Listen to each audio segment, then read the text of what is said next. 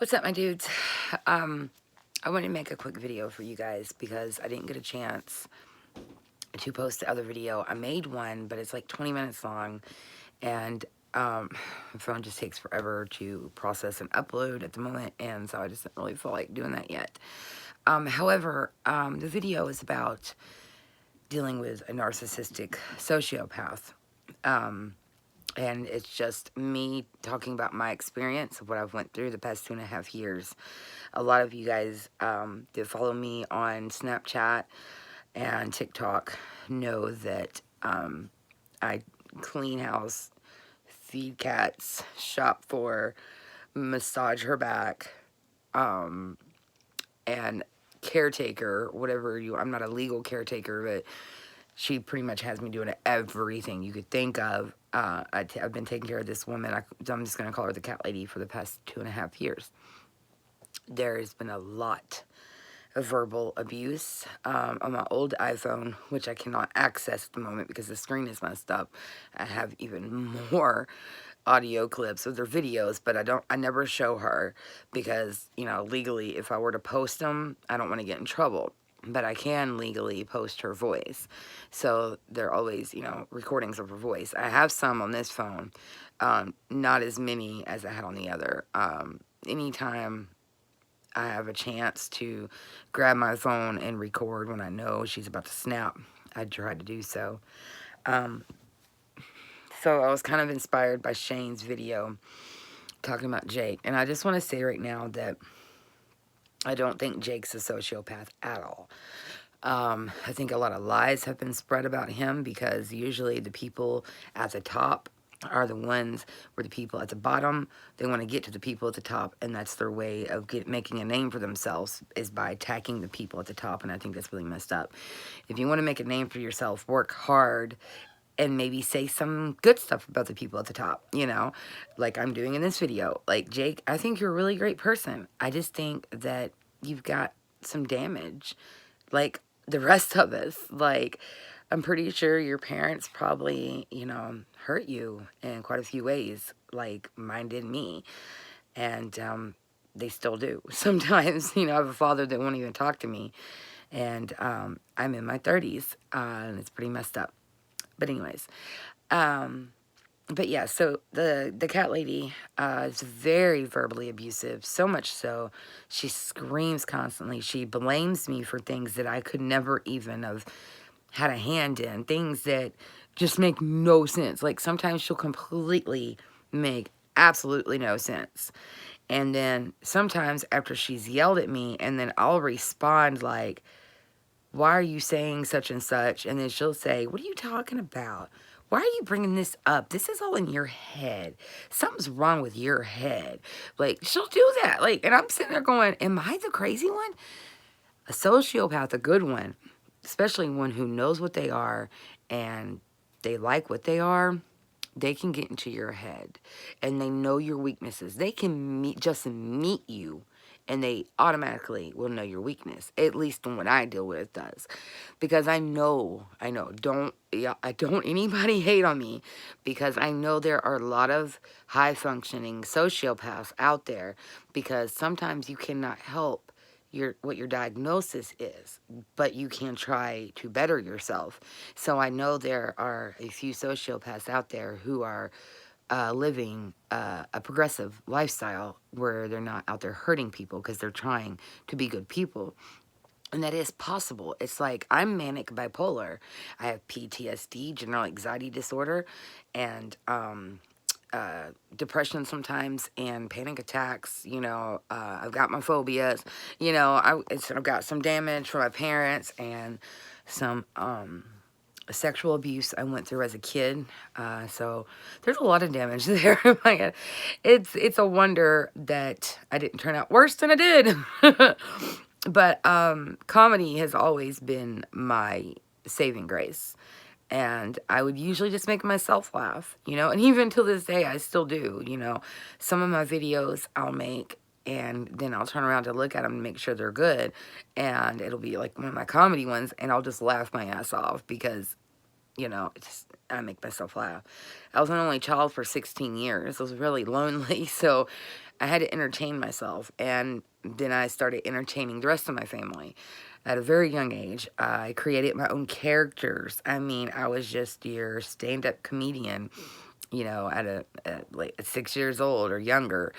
And I would dramatize certain scenes on TV and me and my dad would always make up different words to songs and make them funny. And, you know, we were pretty much YouTubers before YouTube was ever a thing, you know, or a muser, because like songs would come on and I would always reenact the words in a literal sense, like I do now on TikTok, musically.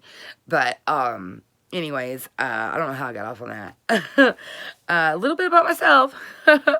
I want to do a Q&A video, guys. So go to my Twitter if you haven't already, Goddess of Misfits, and spelt the same way my YouTube channel is. And go there, and one of my recent tweets says, you know, comment here if you want to leave a question for a Q&A video, and I'll shout out your name if you want to be you know, if you want your name shown. Just let me know if you don't want your name shown on the video. So anyways, so dealing with sociopaths is not easy.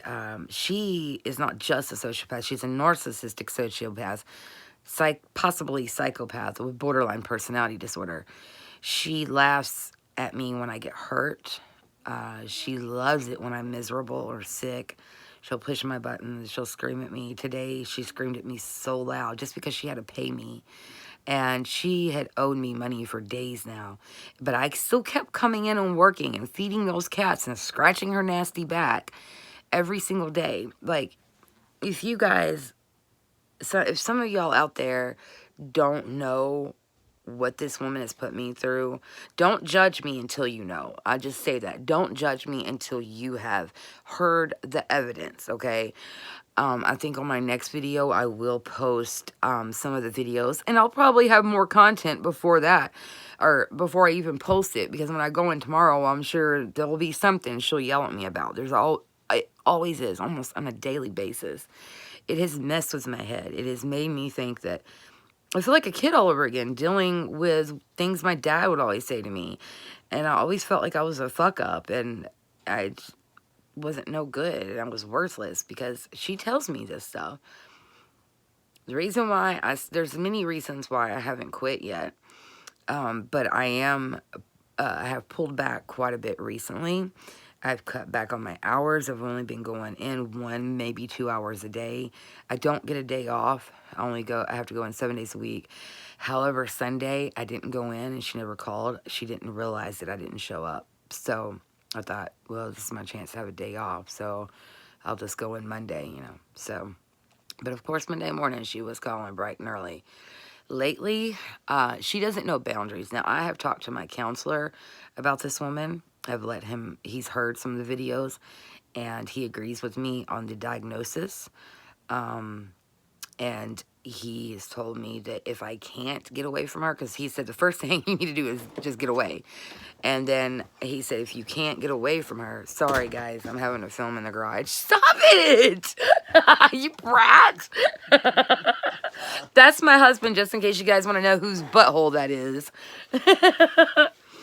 Okay, so he said, if you can't get away, then you're going to have to make boundaries with her until you can get away. He's like, but you need to start working at trying to figure out a way to quit, you know. And so I applied for another house cleaning job. I'm just waiting for her to call me back. I talked to her, I think, 2 nights ago.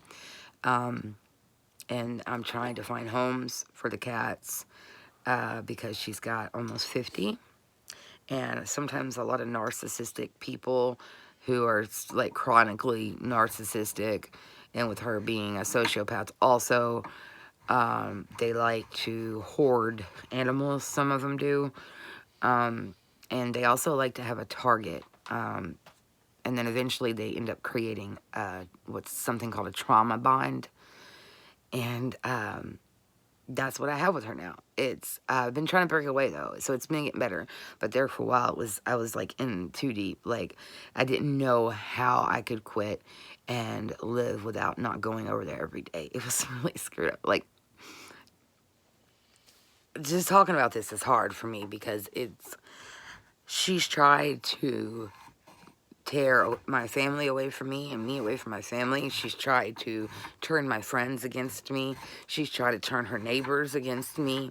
She's tried to turn the people at the stores down the road against me. Thankfully, about 98% of the people that know her have not turned against me. They've turned against her, actually. They've come to me personally. They seeked me out and they said, I don't know how you do what you do.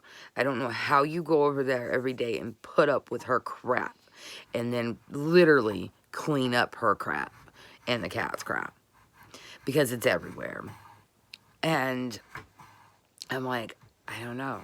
It's mostly because of the cats, you know, because I worry about them, you know, who's going to feed them, who's, you know, whatever.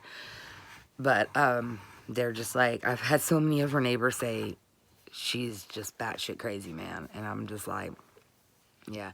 Because they have heard her follow me outside when she has started an argument. They've heard her screaming at me. And she will sometimes, like, say something to me in public. She'll go off on me in public, try to push my buttons, and then I'll reply back in a calm way, though, and then she'll be like, what are you talking about? Just kind of like I said earlier. But she does it to try to make me look like a bad guy in public, like, oh, I'm the young person yelling at the little old lady. But I never yell back at her in public because I know that's what she's trying to do, and I'm not going to give her what she wants. I've only ever yelled back at her when she had pushed my buttons so bad and she was cussing me out, and she's threatening, here's the icing of the cake for the end of this video. She has threatened to kill me 2 times for no reason. She's threatened to shoot me dead. And then one time, she was making a U-turn in the middle of a merging lane on a busy, already deadly highway. And I said, what are you doing? We're going to get hit. And she says, yeah, and I'll make sure they hit on your side. So there's been many other things. She has shaken me. She has squeezed me, like my body, like my arms squeezed me. She has squeezed my face with both hands and like just squeezed real hard. She one time went to smack me with both hands on my face and then squeezed me to make it look like she wasn't trying to smack, like she didn't just smack me. She threw something at me one time and she hit me dead center.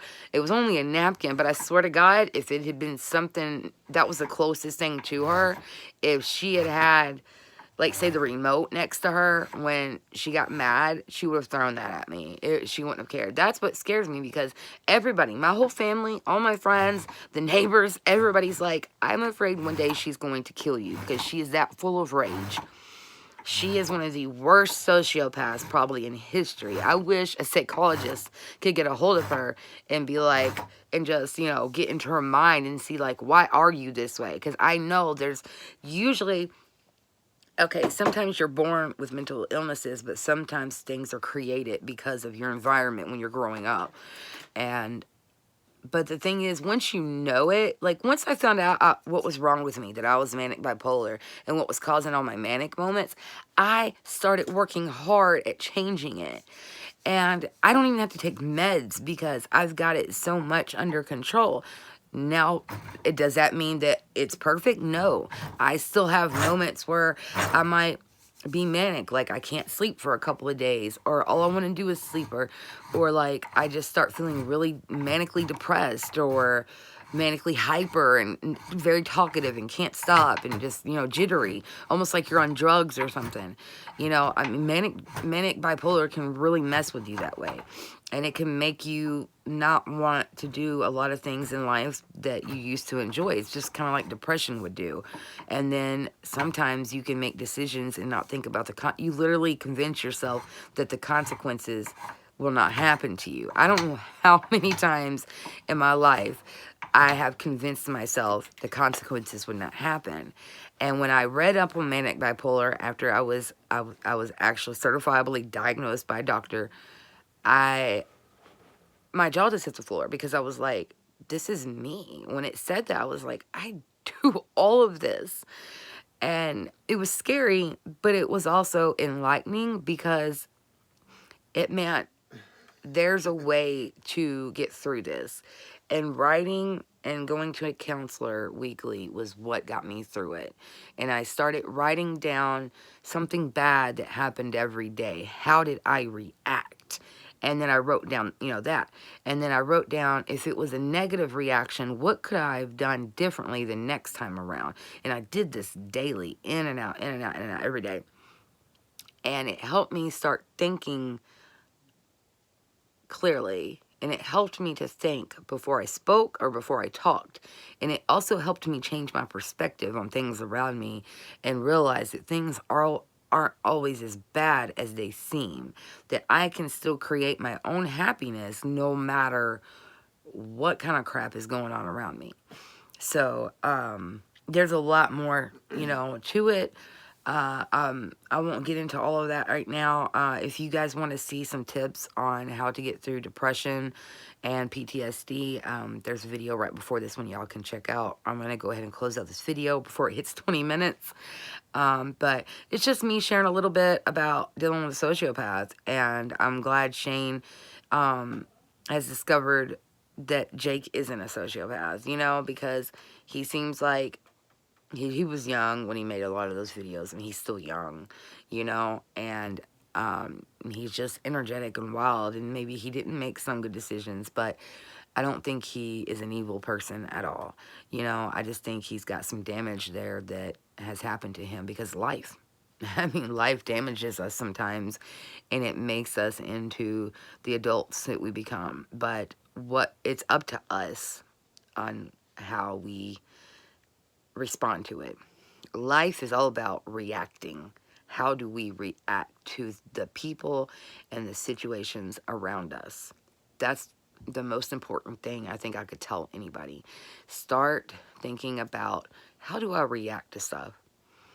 And if it's negatively, how can I turn my reactions into something positive? Because I guarantee you, when you start making your reactions a positive reaction, it starts changing a lot of things around you didn't think that you could change. So I got faith in all you guys, but you got to be consistent with any of the tips I give you. You got to stick with it, in and out, every day, okay? It takes work, but your mental health, you deserve to have a healthy mind, okay? And you deserve to be happy. I don't care who you are or what you've been through. You deserve to be happy. But sometimes it takes work. Let's just put it this way. If our family and friends and enemies and bad people or whoever in our lives damaged us throughout the years, in and out, just damage here and damage there, damage. And then it just messed us up bad, okay? If it took that many years to get you messed up in the head, then it's going to take a while to get you unmessed up. And so, it might not take years, but if you work at it every single day, then you can get better quicker, but yeah, just stick with it. And I'm going to make that it. I love you guys. Don't forget to subscribe if you haven't. Follow me on Twitter. The first account is goddessofmizfitz. I'll put the rest of my social medias down below. You guys have a great Friday, and I guess that's it. I'm always awkward at outros and intros. I'm awkward at everything. I'm just cringy. Love you guys. Bye. Bye.